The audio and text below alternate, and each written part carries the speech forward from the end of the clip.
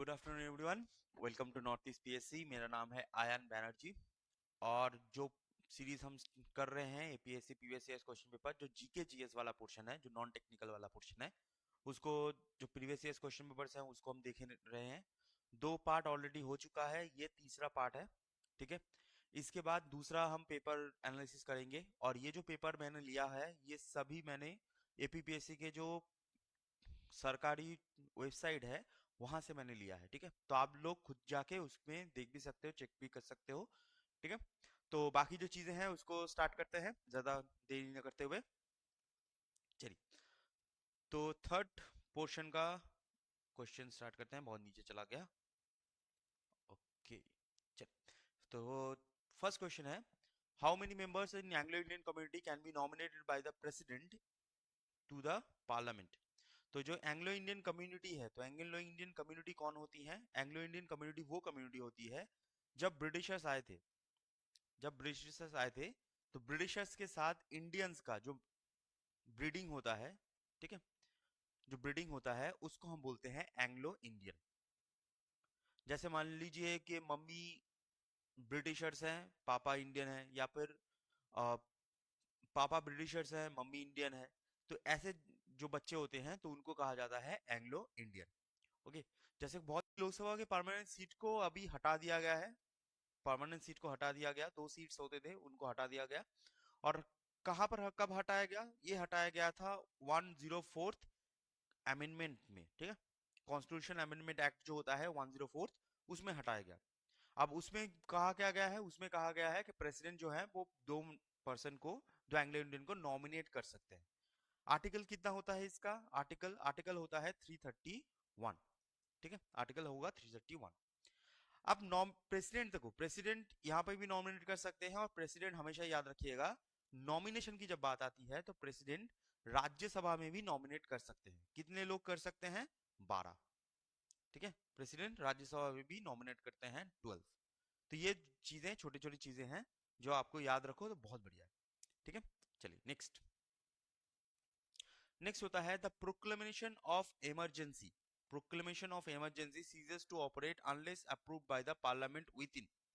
ठीक है, तो प्रोक्लेमेशन ऑफ इमरजेंसी क्या होता है कि कितने टाइम के अंदर वो बंद हो जाएगा? तो वो होता है 1 मंथ। ठीक है, जैसे मान लीजिए इमरजेंसी क्या होगी?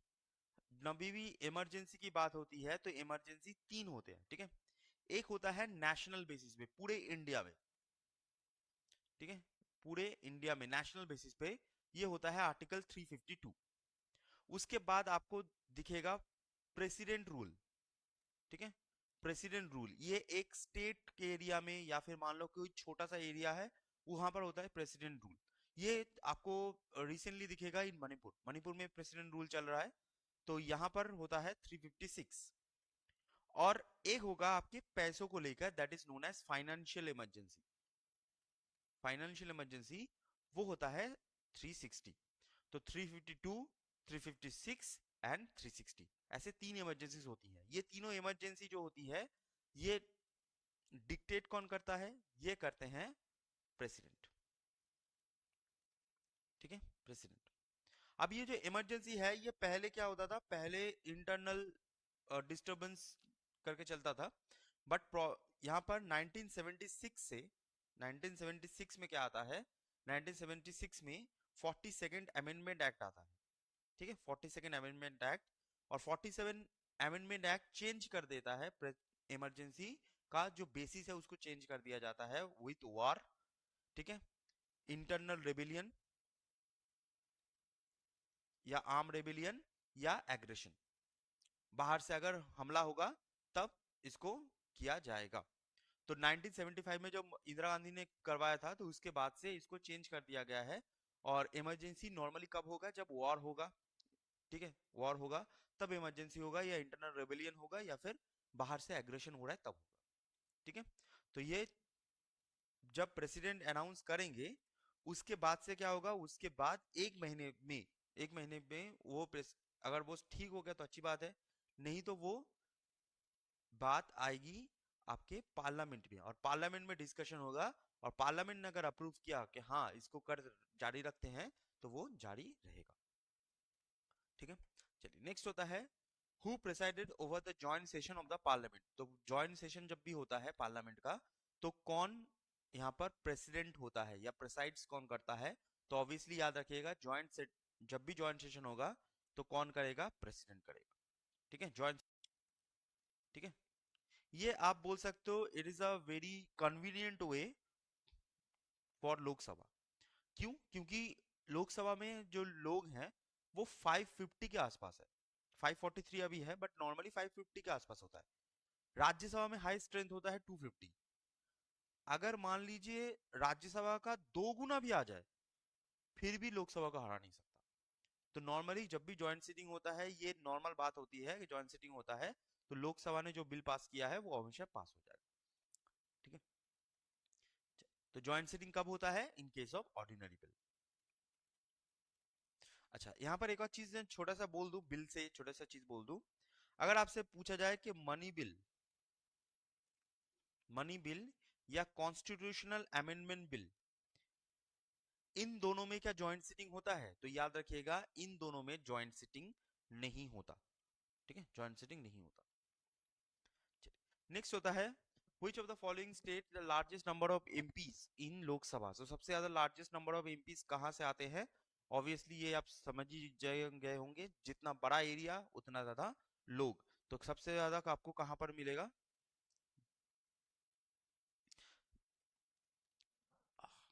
सॉरी। ठीक है, चलिए कोई आंसर अगर दे सकता है तो बहुत बढ़िया।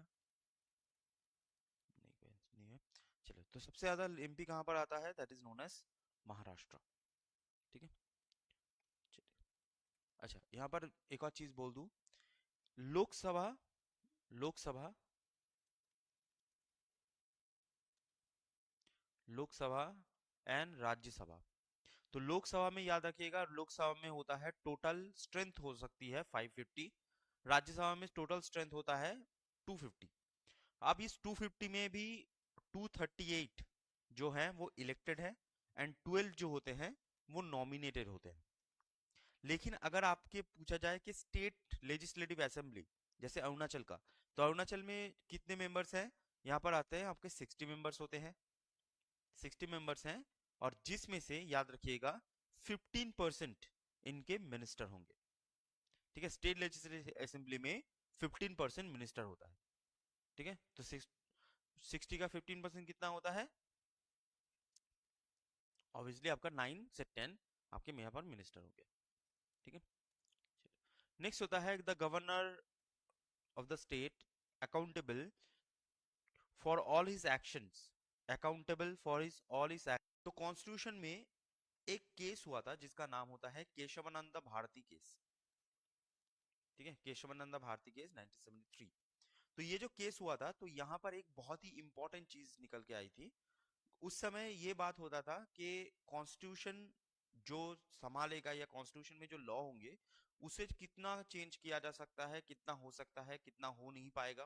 तो इसको लेकर बहुत ज्यादा विवाद चल रहा था। तो केशवानंद भारती जब केस होता है, तब यहाँ पर कॉन्स्टिट्यूशन को 2 पार्टों में डिवाइड किया जाता है। एक होता है basic structure doctrine, basic structure. ठीक है, और एक होता है जो बाकी नॉर्मल पोर्शन है। तो जितने भी नॉर्मल पोर्शन है, बे, बेसिक स्ट्रक्चर जो होता है, तो बेसिक स्ट्रक्चर याद रखिएगा, बेसिक स्ट्रक्चर में कोई भी अमेंडमेंट नहीं होगा। बेसिक स्ट्रक्चर का मतलब क्या है? फंडामेंटल राइट बेसिक स्ट्रक्चर में आता है, डीपीएसपी बेसिक स्ट्रक्चर में आता है। ठीक है, जैसे हमारा इंडिया का जो सेकुलरिज्म है वो बेसिक स्ट्रक्चर में आता है, सोशलिस्ट पैटर्न बेसिक स्ट्रक्चर में आता है। तो ऐसे जो बेसिक स्ट्रक्चर्स होती है तो उनको आप हटा नहीं सकते। बाकी चीजें जो है आप उसमें चेंजेस करना चाहते हो तो कर सकते हो, जो नॉर्मल पोर्शन है तो आता है। तो ये दिया किसने था? ये सुप्रीम कोर्ट ने दिया था। तो वहां से यहाँ पर ये जो वर्ड यूज किया जाता है guardian of the Indian constitution, तो वो हमेशा सुप्रीम कोर्ट के लिए ही किया जाता है। ठीक है, अच्छा चलो, नेक्स्ट होता है फर्स्ट लोकसभा इलेक्शन।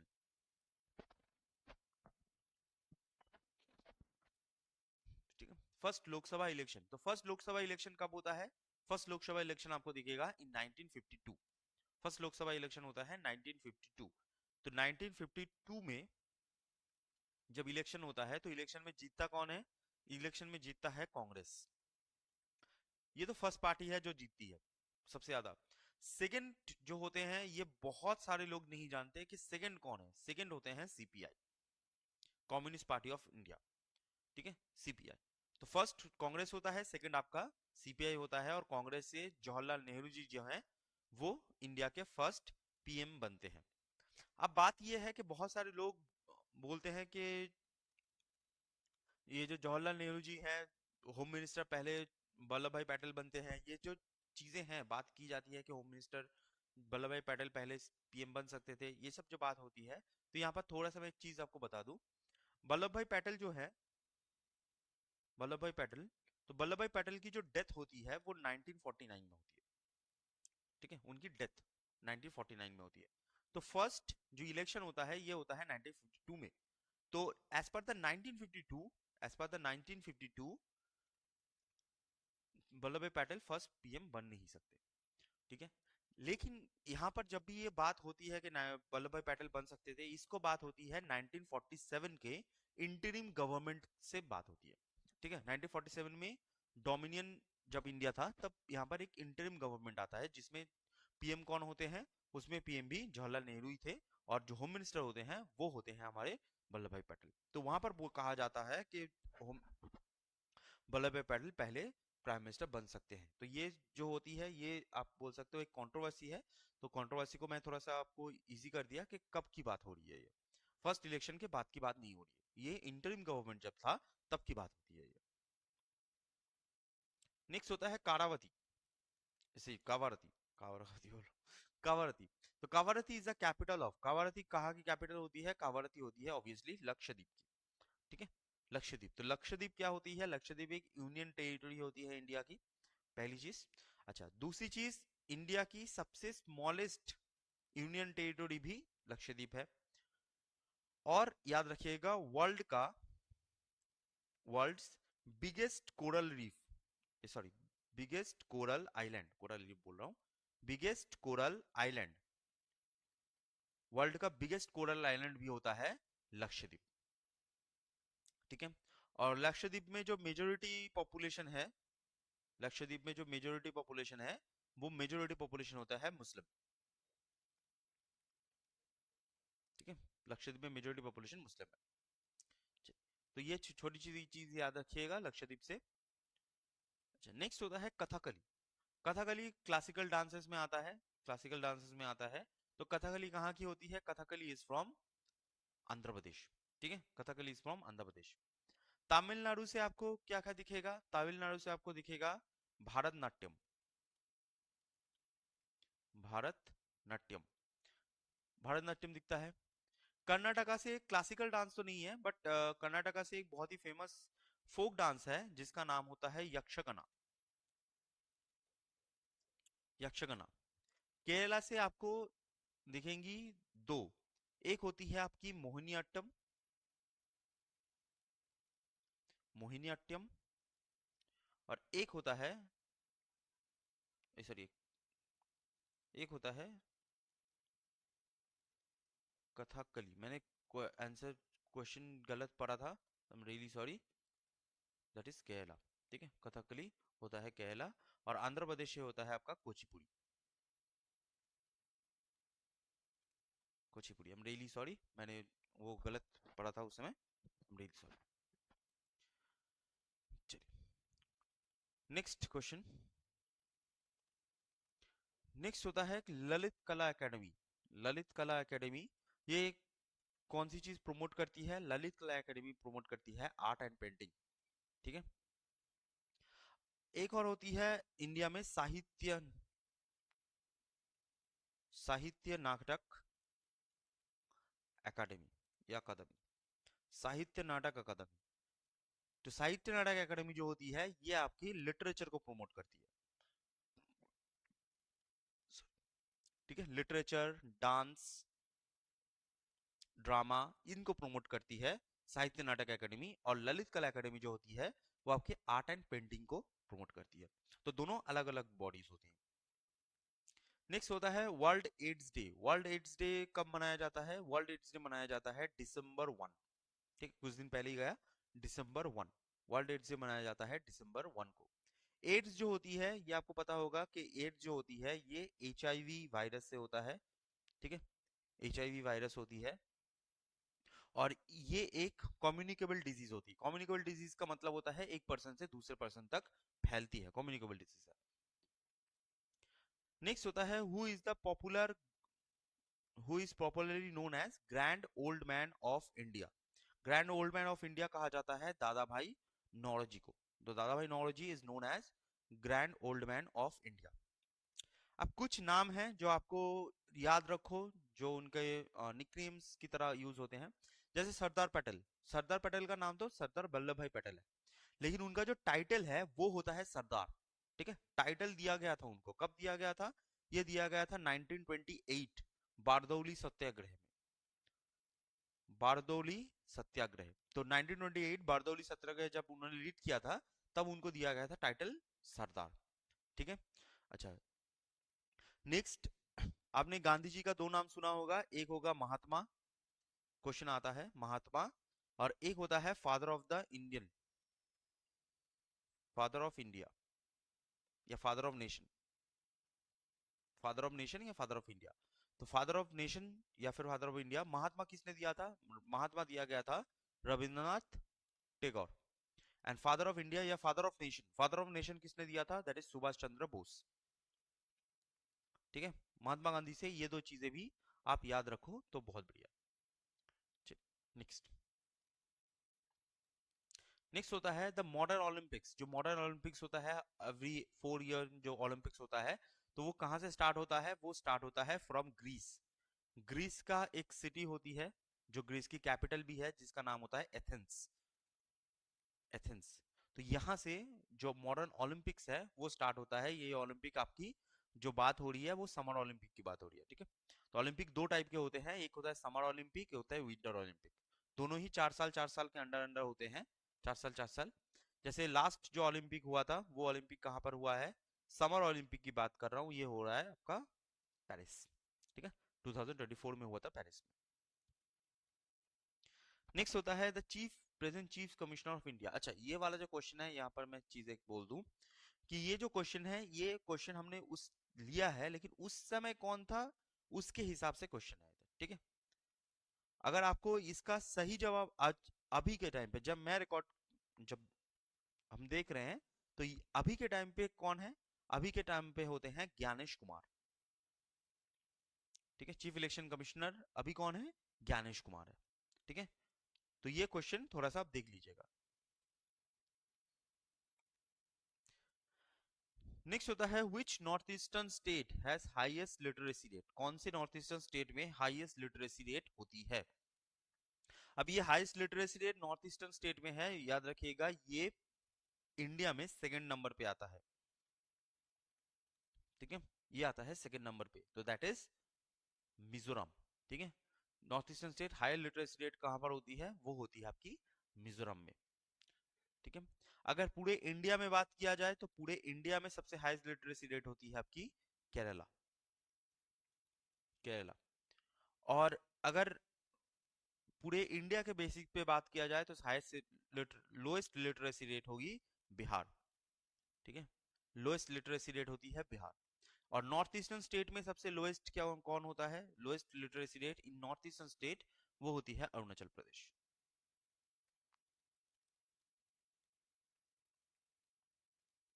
ठीक है, चलो नेक्स्ट, द समर ओलंपिक 2016। देखो, ये ऐसे क्वेश्चन जब पूछे जाते हैं ना, आप सोचते हो कि बहुत पहले का पूछा जा रहा है, नहीं, ऐसा नहीं होता है। बहुत पहले का पूछा नहीं जा रहा। ये क्वेश्चंस, ओलंपिक्स जो है वो 4 साल में एक बार आता है। तो ये क्वेश्चन जब किया गया था, शायद 2004 चल रहा था, 24 चल रहा था, तो वहां पर क्वेश्चन किया गया था। तो 2024, 2026, सिर्फ अब अगर देखो तो 3 डाटा के पीछे पूछा गया है। ठीक है, ऐसा नहीं कि 2016 से पूछा गया है, ये 3 डाटा पूछा गया है।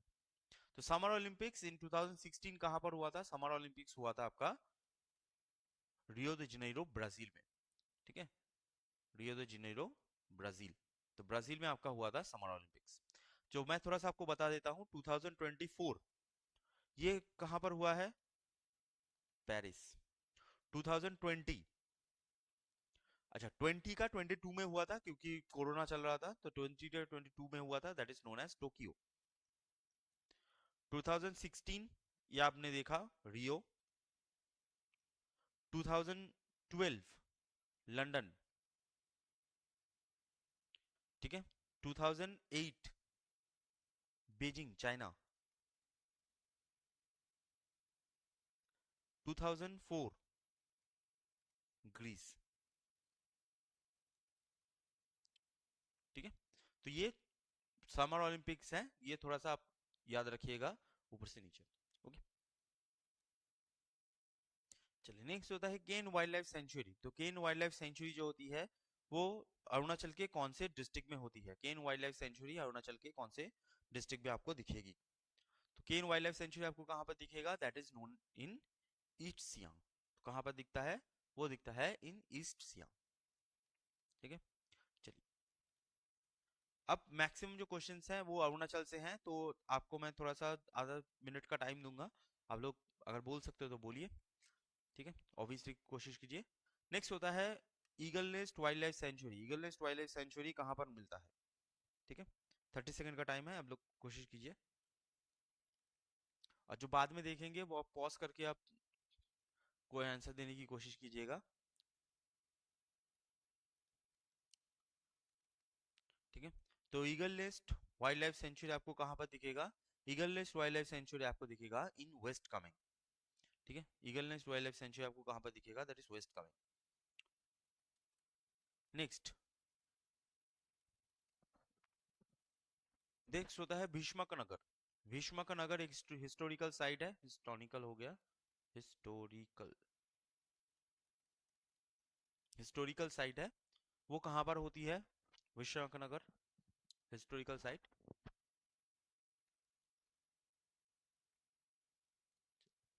तो हिस्टोरिकल साइट भीष्मक नगर आपको कहाँ पर दिखेगा? वो दिखेगा इन lower Dibang valley, lower Dibang valley,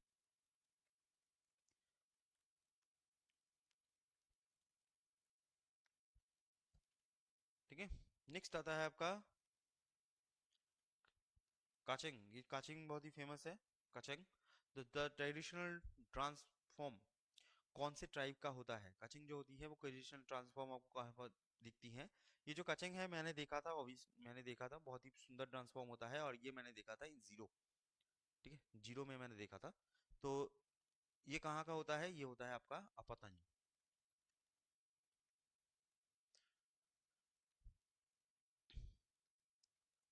next question आता है, नेक्स्ट होता है मिमियांग। मिमियांग is the representative body of, तो मिमियांग कौन से ट्राइब की रिप्रेजेंटेटिव बॉडी होती है? ठीक है, मिमियांग जो होती है वो कौन से ट्राइब की रिप्रेजेंटेटिव बॉडी है? तो मिमियांग जो होती है वो कौन से ट्राइब की रिप्रेजेंटेटिव बॉडी होती है? वो होती है नॉक्टे, नॉक्टे।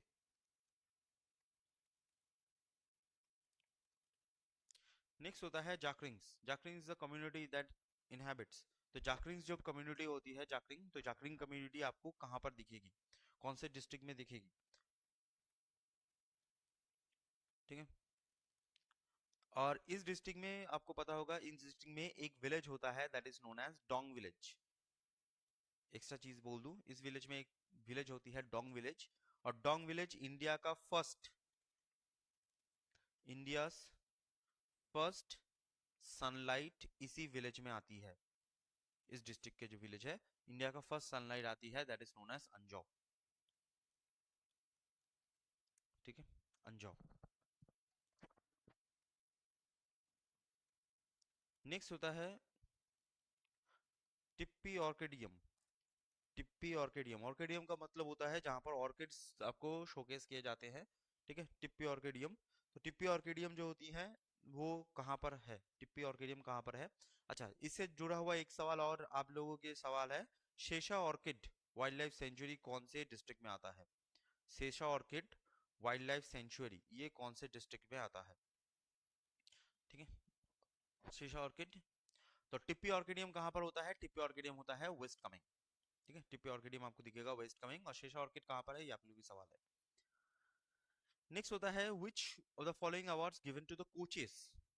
तो कौन सा अवार्ड है जो कोचेस को मिलता है? कौन सा अवार्ड होता है जो कोचेस को मिलता है? तो इंडिया में जितने भी अवार्ड होते हैं जिसमें स्पोर्ट्स अवार्ड होता है, तो स्पोर्ट्स अवार्ड में नॉर्मली 3 टाइप का अवार्ड होता है जो खिलाड़ियों को दिया जाता है और एक कोचेस को दिया जाता है। तो कोचेस को दिया जाता है द्रोणाचार्य अवार्ड। ठीक है, द्रोणाचार्य अवार्ड कोचेस के लिए होता है, द्रोणाचार्य अवार्ड। और अगर आप स्पोर्ट्स की बात करो तो स्पोर्ट्स में आपको मेनली 3 अवार्ड्स होते हैं। एक होता है मेजर ध्यानचंद, ऐसे जस्ट याद रखो, एक ट्रिक जैसा बोल देता हूँ। मेजर ध्यानचंद, मेजर ध्यानचंद कब होगा? मेजर ध्यानचंद आपको तब मिलेगा जब आपने लाइफ टाइम बहुत अच्छा परफॉर्म किया है। ठीक है, लाइफ टाइम आपने बहुत अच्छा परफॉर्म किया है, that is known as major Dhyan Chand. उसके बाद आता है राजीव गांधी, राजीव गांधी खेल रत्न, राजीव गांधी खेल रत्न। तो राजीव गांधी खेल रत्न आपको कब मिलेगा? राजीव गांधी खेल रत्न मिलेगा जब आपने लास्ट 3 इयर्स बहुत बढ़िया परफॉर्मेंस किया है। और उसके बाद आता है आपका अर्जुना अवार्ड। अर्जुना, अर्जुना अवार्ड तब मिलता है जब आप लास्ट 1 ईयर आपने बहुत अच्छा परफॉर्मेंस किया है। ठीक है, नेक्स्ट होता है एफडीआई। एफडीआई जो होती है ये क्या होती है? एफडीआई का मतलब होता है फॉरेन डायरेक्ट इन्वेस्टमेंट। एफडीआई होता है फॉरेन डायरेक्ट इन्वेस्टमेंट।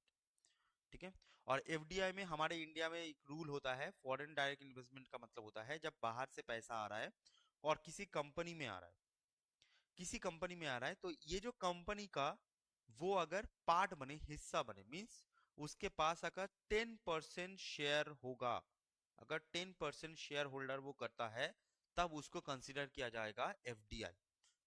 अगर 10% नहीं होगा, 10% नहीं होगा, अगर बिलो 10% है, बिलो 10% है, तो बिलो 10% जब होता है तो उसको कंसीडर किया जाता है in F P I, F P I foreign portfolio investment. ठीक है, 10% मतलब बाहर से मान लो कि अमेरिका से आपने एक कंपनी बनाया है और अमेरिका से पैसा आया। अब पैसा आने के बाद वो जो कंपनी ने पैसा दिया है इधर, तो अगर वो आपके कंपनी में 10% का शेयर होल्ड करती है, तब उसको हम बोलेंगे एफडीआई। और अगर शेयर होल्ड नहीं करती है, सिर्फ पैसा यहाँ पर डाला है कि अगर प्रॉफिट बने तो बढ़िया है, प्रॉफिट नहीं बनेगा तो पैसा वापस ले लेंगे, तो इसको हम बोलते हैं एफपीआई। ठीक है, अगर वो बिलो 10% भी बोल सकते हो आप, या फिर आप बोल सकते हो अगर वो कोई भी शेयर, या फिर आप बोल सकते हो शेयर होल्ड नहीं करते। शेयर होल्ड का मतलब ऐसा मत सोचो कि शेयर नहीं लेते, शेयर तो होल्ड करते हैं। आप बोल सकते हो कि अगर वो यहाँ पर पार्टनरशिप नहीं करते, मैं ऐसे लिख देता हूँ जिससे आपको समझ में आए बाद में भी, पार्टनरशिप नहीं करते। अब पार्टनरशिप नहीं करते या फिर बिलो 10% है, तो उसको हम बोलते हैं एफपीआई। नेक्स्ट होता है एरिंग जी। ठीक है, तो एरिंग जी यूनियन मिनिस्टर ऑफ स्टेट है, यूनियन मिनिस्टर ऑफ स्टेट है किसके? ठीक है, देखो क्या होता है ना, हमारे देश में सबसे मेन होता है पीएम। पीएम के आसपास, पीएम के आसपास जो मिनिस्टर्स होते हैं, this ministers are known as cabinet ministers. ठीक है, इनको बोलते हैं कैबिनेट मिनिस्टर। कैबिनेट मिनिस्टर्स, अब कैबिनेट मिनिस्टर जैसे मान लीजिए फॉरेन मिनिस्टर, हेल्थ मिनिस्टर, आपका education minister, finance minister, home minister, ये सब। अब ये कैबिनेट मिनिस्टर को हेल्प करने के लिए एक और लेयर होता है। ठीक है, एक और लेयर होता है, एक लेयर होता है, इसको हम बोलते हैं, ठीक है, मिनिस्टर ऑफ स्टेट,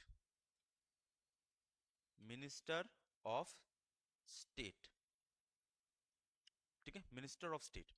अभी जो मिनिस्टर ऑफ स्टेट होता है, इसको हेल्प करने के लिए एक और लेयर बनता है, ऐसे एक और लेयर होता है, एक और लेयर होता है।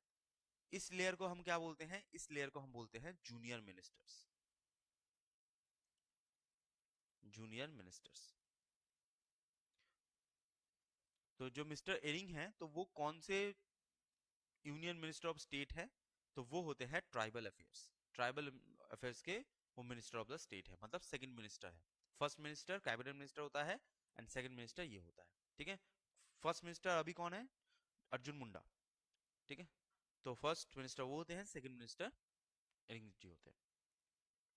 नेक्स्ट क्वेश्चन, ताज एक्सप्रेसवे जो होती है वो किसके जोड़ती है? अब ताज है तो ताजमहल से याद रखिएगा, आगरा तो होगा, तो आगरा से किसके साथ? That is greater Noida.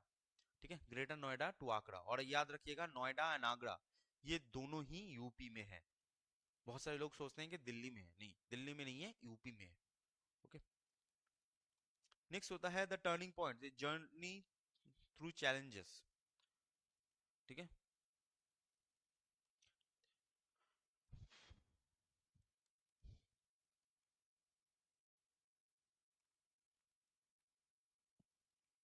Turning point, the journey through challenges, ये किसने लिखा है? ऑथर कौन है? तो इनके ऑथर होते हैं एपीजे अब्दुल कलाम। ठीक है, एपीजे अब्दुल कलाम। और एपीजे अब्दुल कलाम की जो बायोग्राफी होती है, बायोग्राफी भी पूछी जाती है उनकी, बहुत ही फेमस बायोग्राफी है। तो उनकी जो बायोग्राफी होती है that is known as wings of fire, wings of fire. Okay, next होता है पिंकी प्रामाणिक। तो पिंकी प्रामाणिक कौन? पिंकी प्रामाणिक एक एथलीट है, इंडिया की एथलीट है। तो ये रिसेंट में उस समय न्यूज में क्यों थी? क्योंकि एलिगेशन ऑफ सेक्सुअल अब्यूज था उनके ऊपर। नेक्स्ट होता है the state boundaries, the following state bound shares boundary with 3 countries. तो कौन सी स्टेट है इसमें से जो 3 कंट्रीज से बाउंड्री शेयर करती है? ऑब्वियसली अपना अरुणाचल प्रदेश। ठीक है, 3 कंट्री कौन कौन है? एक तो ऑब्वियसली है भूटान, दूसरा होता है चाइना, और तीसरा होता है म्यांमार। ठीक है, भूटान, चाइना एंड म्यांमार, इन तीनों से करती है दैट इज अरुणाचल प्रदेश। तो ये आपका क्वेश्चन पेपर यहाँ पर होता है खत्म, समाप्त। और नेक्स्ट डे बाकी जो क्वेश्चन पेपर है फिर से हम लेके आएंगे। आपका जो सीरीज है जो जीएस वाला, वो थर्सडे और सैटरडे, ट्यूसडे थर्सडे सैटरडे, ये जो जैसे होगा वो आगे बढ़ता रहेगा। ठीक है, चलिए आज के लिए इतना ही है, थैंक यू सो मच, और नेक्स्ट दिन मिलते हैं। ओके।